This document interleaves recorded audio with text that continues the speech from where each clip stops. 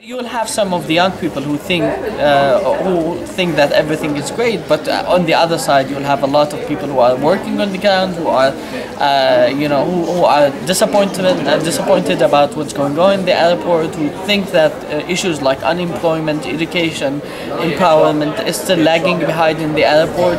And I think these voices will be heard in the coming days. I think just because that we didn't start the event now, I'm expecting more people to come and to speak about the real face of the airport and the dramatic and existential changes that we are experiencing now. It's a message for me and for everyone living here is that we have to continue what we are doing now.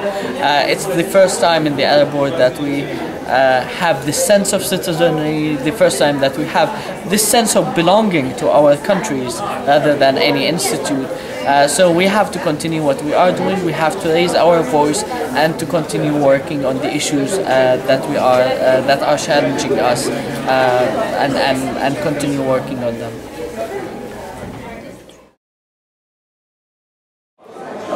My name is I'm from Saudi Arabia. I'm 20 years old.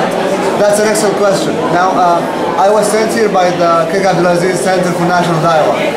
It's a center that is established to promote dialogue in the kingdom between all ages and all segments of society. I was really sent here to represent the youth because in Saudi Arabia 60% of the population are under the age of 25. So the youth are a really important part of our society, and I was sent here to represent them and not my government. I mean, with such a large percentage of the society being very young people, a lot of them are youth, so the problem we're facing is making our voices heard.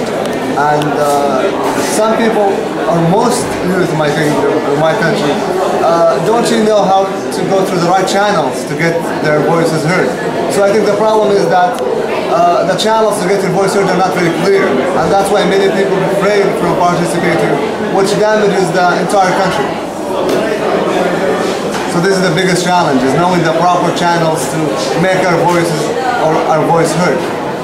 My name is Jatan Yous, 21 years old. I'm from Lebanon. I'm here to represent the youth of my country because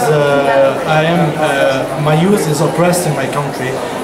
My government doesn't show the support she should show. We even come to represent Lebanon without an observer. While you see other countries, everybody has an observer with them. Therefore, I'm here to represent only my youth and not my... The main challenge is the lack of support. We are not finding the support we need as youth. Therefore, we are leaving the country, and Lebanon is facing a true immigration problem.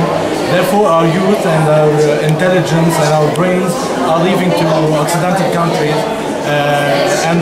So the economy in Lebanon is stagnant right now, and we are not finding the solution how to evolve and how to overcome the economic problem. Bonjour, je m'appelle Stécie Fatemzdara, j'ai 25 ans, je représente le Royaume du Maroc. Je travaille à la Commission nationale marocaine pour l'UNESCO. Je suis là pour participer au 7e Forum international de la jeunesse organisé par l'UNESCO. Je suis très heureuse d'être parmi les jeunes partout dans le monde. Je viens ici pour représenter et le gouvernement marocain et les jeunes. Je suis très heureuse. Le forum sera pour nous une occasion de soulever les questions qui concernent la jeunesse marocaine, à savoir le problème de l'éducation, le problème du chômage, le problème de l'exclusion, la violence contre les femmes. Donc, j'espère que ça sera l'occasion pour nous de débattre sur ces questions. L'abus de pouvoir, les problèmes qui ne sont pas encore résolus au Maroc concernant le chômage. Ils n'ont pas fait des projets concernant les jeunes qui sont en chômage. Je reproche à notre gouvernement l'inadéquation concernant l'éducation entre la formation et les diplômes obtenus. Donc, voilà.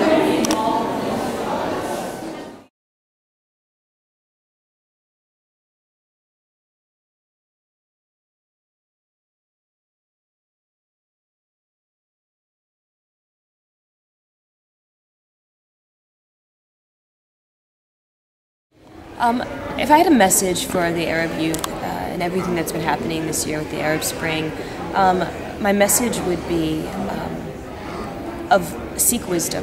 That would be my message, is to seek wisdom. I'm so proud to see so many young people that are standing up for what they believe in. But I think it's important also to recognize the consequences of all of our actions and to realize that it is so important to stand up and to fight against that which isn't working. But I really am desiring a peaceful world, and I'm praying for peace in all of these countries that are experiencing turmoil. I'm praying for peace and understanding and for compromise and for wisdom. And I just extend my support and my deep compassion, my sincere compassion. I think, you know, without living in this, in a place that isn't democratic, it's very difficult to really understand what you're going through. At the same time, I think that many people have experienced oppression. Many people feel oppressed inside of their own lives. They're living in a way that isn't what they want. And so, you know, I think we can relate to it, but definitely not to the same extent and magnitude to what you're going through. And so I just extend my sincere hope for a brighter, more democratic and peaceful